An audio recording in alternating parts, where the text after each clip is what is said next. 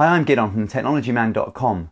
The Ortur Laser Master 3 laser cutter and engraver has a 10-watt diode laser that Ortur claims can engrave at speeds of up to an impressive 20,000 mm per minute and cut wood up to 90 mm thick.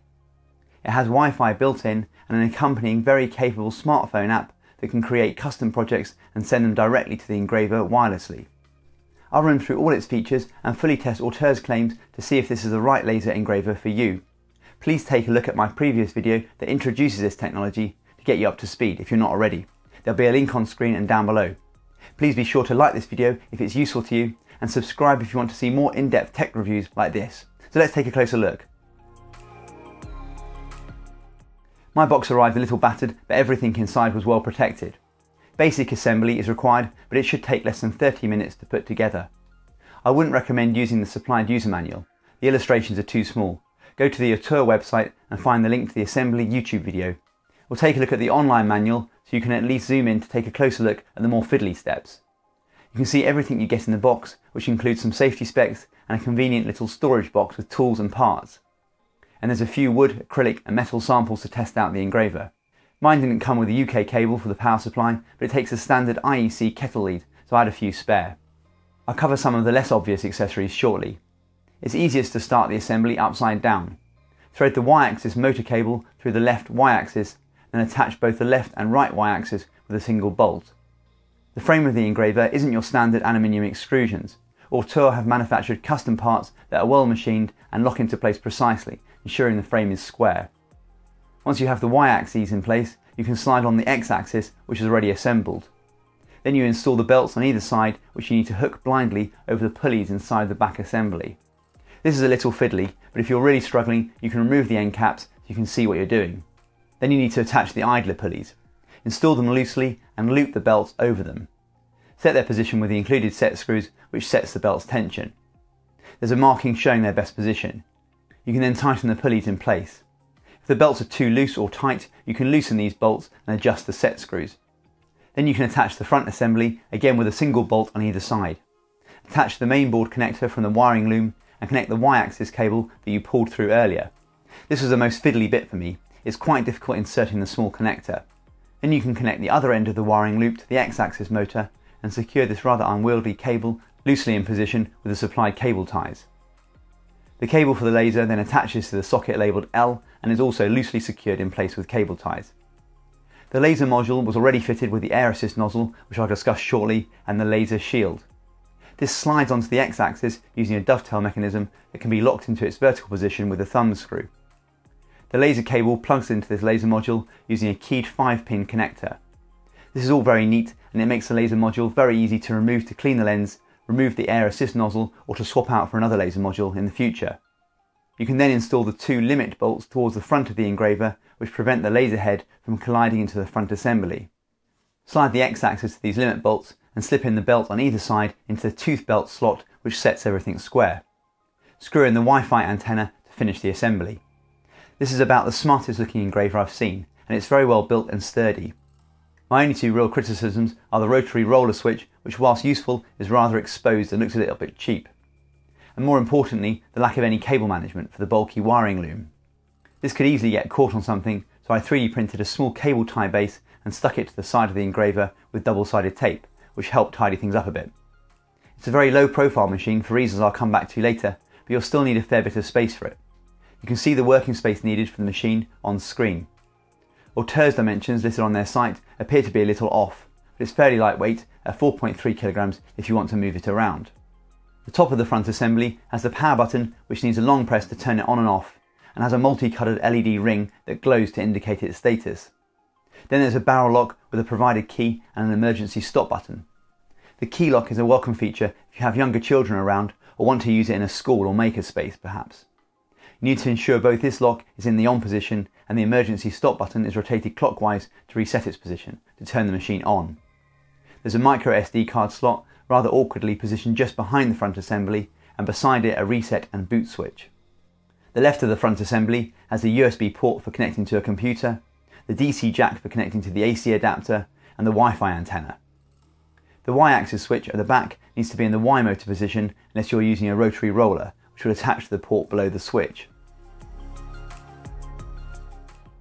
The Ortur Laser Master 3 has a 10 watt laser module that combines two 5.5 watt laser diodes. It has a 0.05 by 0.1mm focal spot with an 8mm depth of field, which should offer a good combination of engraving and cutting performance. Its 400mm by 400mm capacity is average for an open diode laser machine like this, but smaller than the 2 Trees TS2 I looked at last month. Its biggest selling point is its speed. Ortur quotes 20,000mm per minute, twice the engraving speed of typical 10 watt lasers, again like the 2 Trees TS2. It achieves this with its low profile design and a relatively compact and light laser module. But this low profile design does mean you'll need to raise the engraver for thicker items, especially when using a honeycomb cutting bed. Ortur does sell foldable feet to raise its height, but I didn't get sent any to try out. Before I move on to the test, please make sure you refer to my earlier video which covers laser safety, if you're new to all this. That video also introduces the basics of laser engraving and cutting and covers the basics of using software like Lightburn that I'll be using with the LM3. Safety wise, at the very minimum, you must wear laser safety glasses, which are included. The Ortur does have a few additional safety features as well as the key lock and emergency button I mentioned earlier. It has tilt protection which will shut off the laser should the machine fall off a desk, and it has exposure duration detection in case the motors stop moving for whatever reason. If the laser were to remain turned on in the same spot, it could cause a fire. Before you turn on the engraver, you need to install the microSD card. It won't work without it. Be careful you don't miss the microSD slot and slide it into the front assembly frame instead. I then connected the Ortur to my computer with the supplied USB cable. You'll be able to see the contents of the microSD card via this USB connection. Unusually, this is a USB-A to USB-A cable, not the typical printer cable which has the square USB-B connector on the other end. In Lightburn, you could use the free laser GRBL, add the engraver manually and choose GRBL with a USB connection and set the size at 400mm by 400mm. Home position is front left and you can leave auto home disabled since it'll do this anyway. The focal length of the laser is 50mm and the laser module has a convenient unfolding arm to set the correct height above your workpiece. I found this extending arm a little flimsy and it doesn't lock into position. When you tighten the thumb screw, the adjustment alters slightly, so it does take a little practice getting this right. I much prefer the motorised automatic height adjustment on the 2 Trees TS2, which also lets you automatically lower Z height when cutting with multiple passes. I wanted to test the high speed claims first, so engraved a photo in grayscale to this cork coaster. I used 20,000mm per minute, a line interval of 0.1mm and 100% power, which you can see was too dark. In Lightburn you can adjust the speed and power during a print, and I eventually settled at 50% power for the last third of the engraving, which looks about right. The print took around 8 minutes. Ortur provides a useful guide to engraving and cutting various materials on the included microSD card. This is a good starting point, but I'd recommend using the material test feature in Lightburn to fine-tune your settings for the best results. For basswood plywood, Ortur recommends 15,000mm per minute at 100% power. Using the Lightburn material test, I engraved this test chart and I'd say that was about right. But I went a little darker, engraving the same photo again at 12,500mm per minute. I also tried engraving these coated aluminium business cards, which came out very well, after a little white with some IPA. I again used Ortur's recommended settings, 3000mm per minute at 25% power, although these did give off some nasty fumes from the coating, even with extraction. The 10 watt laser is even powerful enough to engrave stainless steel. You don't need to apply any coating, and this little name tag came out pretty well at Ortur's recommended 2000mm per minute and 100% power, even if I did get the text a little off centre. I cut and engraved a small tag from leather just under 2mm thick, which came out perfectly. Even the small holes were precise and round, which can be a challenge with these belt-driven machines. When cutting, you can use the built-in air assist nozzle, but you'll need to supply your own pump. I tried this with a cheap pump from Fox Alien, but this actually gave worse results than not using a pump at all, as you can see. With the fans running, which turn on with the laser module itself appears to generate enough air for lighter cuts. For deeper cuts, I used a mains compressor with a digital regulator set to 15 psi, which did give much cleaner results. I found it's important to use a moisture trap with your compressor to ensure the air passing through the laser module is clean and dry. I hope to test Ortur's air assist pump soon, so make sure you're subscribed to the channel if you're interested. Ortur does provide some additional accessories to use with a supplied air hose, but I just attached it directly to my compressor hose with an adapter I 3D printed. The hose fits straight into the laser module. It's a little fiddly, but you need to push down on this black collar to retract the little barbs that grip the hose to insert and release the hose. I loosely attach this to the cabling loom to keep things tidy and prevent it from snagging. It's easy to remove the air assist nozzle when you're engraving. Just slightly squeeze the laser guard and unscrew the nozzle. It's a very neat design. Like all these diode laser manufacturers, Ortur lists some bold claims when it comes to cutting. According to their website, this 10-watt module is meant to be able to cut to a maximum depth of 30mm. Although looking more closely at their materials chart, this is with black acrylic and with 17 passes at 100mm per minute and 100% power, so not something you'd want to do very often even if it were possible. I started off with some 2mm basswood plywood which you cut through like butter, but more typical and stronger birch plywood was more of a challenge. With air assist supplied by my compressor, I could cut through at 200mm per minute at 100% most of the time, but the 10-watt 2 Trees TS2 could cut through the same sheet at 300mm per minute. With 6mm birch plywood, the machine needed 2 passes. I was able to cut through this with just 1 pass on the TS2. I did use air assist for all my cutting tests for cleaner results. Next I tried cutting 12mm pine, and I used Ortur's recommended settings, 3 passes at 100mm per minute and 100% power, which worked perfectly. I was a little surprised at this since I didn't adjust the height of the laser between passes, and I set the focus with the focus arm on the top surface of the pine board. Typically you'd want to focus halfway through the cut, but the laser module's very focused beam with its large depth of field does seem to work very well with multiple passes, without any further adjustments. I even tried cutting some 25mm yellow poplar, which is a soft hardwood.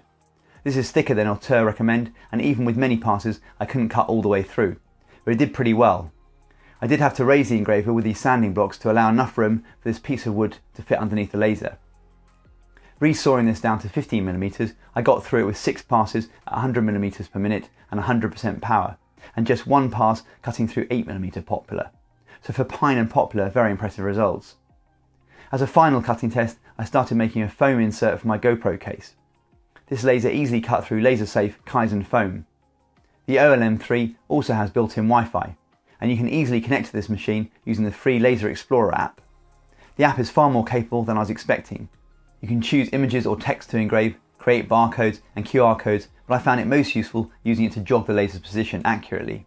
The machine doesn't have a built-in LCD screen to control the engraver, but the app is a useful substitute. I would be a little cautious using it for engraving though.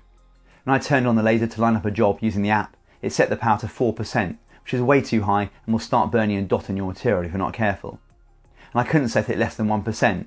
In Lightburn, I used 0.25%, which is plenty to see the laser dot. I'd still much rather use Lightburn to send jobs across, and I did find the app disconnected a few times while I was testing it. You can also access the engraver's own server via its IP address, which is visible in the app. And I was able to connect to the engraver from Lightburn on my computer connected via Ethernet. I just added another device and chose Ethernet.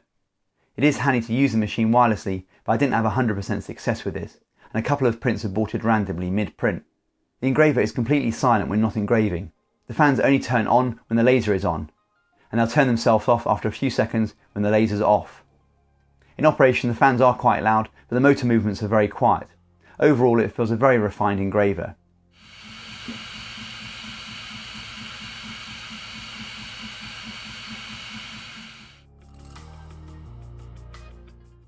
The Ortur Laser Master 3 is a well-engineered machine that can deliver some very good results. Its engraving performance was particularly impressive, with its high speeds and fine laser dot. Setup was pretty straightforward, and I particularly like how the belts and guide wheels are mostly hidden from dust and dirt. The integrated Wi-Fi is a great feature, not just to use with a smartphone app, but also to allow wireless printing from Lightburn, even if I didn't get 100% reliable results in my testing. I completely understand the low profile design to help deliver the higher print speeds, but I'd have liked the optional folding feet to be included as standard. The low height is quite restrictive, especially when cutting with a honeycomb bed. The folding focus arm is convenient but a little flimsy.